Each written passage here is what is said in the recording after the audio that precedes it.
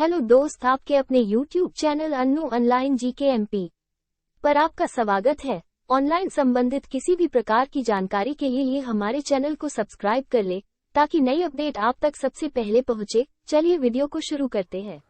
नमस्ते, मैं वीरेंद्र वर्मा आपका स्वागत करता हूं स्टडी विद ट्रिक्स के एक और नए वीडियो में। ये वीडियो है जॉब रिलेटेड इन्फॉर्मेशन देने के लिए। आज का हमारा वीडियो है एसएससी CHSL के इन्फॉर्मेशन। एसएससी CHSL ने बम्पर भर्तियां निकाली है। पिछले साल से लगभग डबल वैकेंसीज हैं। इस बार बम्पर भर्तियां निकली है एसएससी CHSL में 12th पास स्टूडेंट्स के लिए बहुत शानदार मौका है ये। लगभग डबल वैकेंसीज पिछली बार की तुलना में एसएससी CHSL ने। SSC CHSL staff selection commission higher secondary level.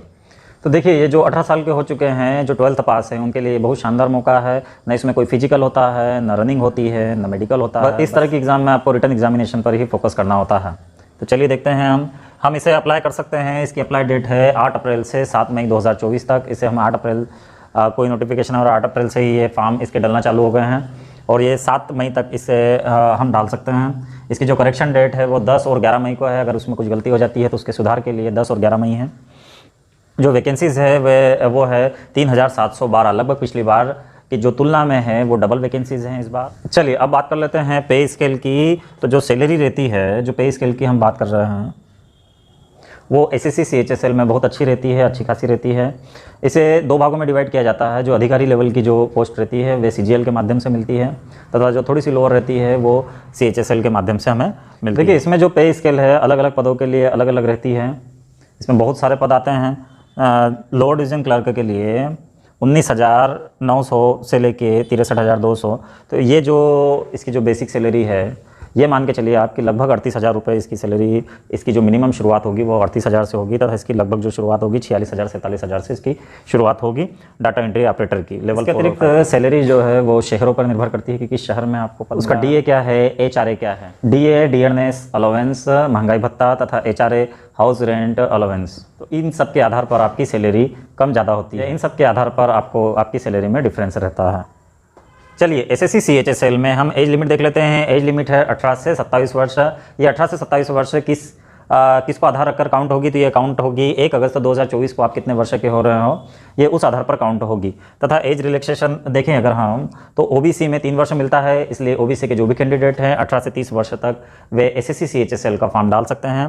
तथा SC ST में 5 वर्ष का रिलैक्सेशन मिलता है एज में, तो वो 18 से 32 वर्ष तक के जो भी कैंडिडेट हैं वो फॉर्म अपना डाल सकते हैं। जो इसमें क्वालिफिकेशन है 12th पास कोई भी कैंडिडेट एसएससी CHSL को डाल सकता है। इससे कोई भी मतलब नहीं है कि वह उसके कितने परसेंटेज बने हैं। अगर 35% बने हैं तो भी चलेगा, 40% बने हैं तो भी। एसएससी CHSL का फॉर्म डालने के लिए जो फ़ी है केवल 100 रुपीज़ है। इसके अतिरिक्त SC ST की फ्री है, कोई फ़ी नहीं है। और तथा फीमेल ऑल कैटेगरी की जो फीमेल है उनके लिए भी कोई फ़ी नहीं है। तो ये आपके लिए बहुत अच्छा मौका है। इसके अतिरिक्त इसमें हम स्टेजेस देख लेते हैं कि कितनी स्टेजेस होती हैं। इसमें Tier 1 होता है, Tier 2 होता है, तथा फिर टाइपिंग होता है। Tier 2 के साथ ही टाइपिंग ली जाती है, एवं टाइपिंग क्वालिफाइंग होता है। इसके नंबर काउंट नहीं होते हैं, बस क्वालिफाइंग होता है। तथा Tier 2 में जो कंप्यूटर आता है जिसके 15 प्रश्न आते हैं वो भी केवल क्वालिफाइंग होता है।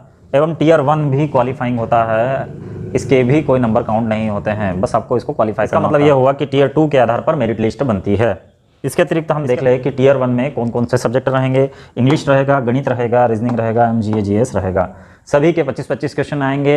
एक क्वेश्चन 2 नंबर का रहेगा। इस तरह टोटल पेपर में 100 प्रश्न आएंगे, 200 नंबर का पेपर रहेगा। एक प्रश्न 2 नंबर का रहेगा। जो प्रत्येक इसका सेशन है वो 50-50 नंबर का रहेगा, 25-25 क्वेश्चन का रहेगा। 1 घंटे का समय मिलेगा।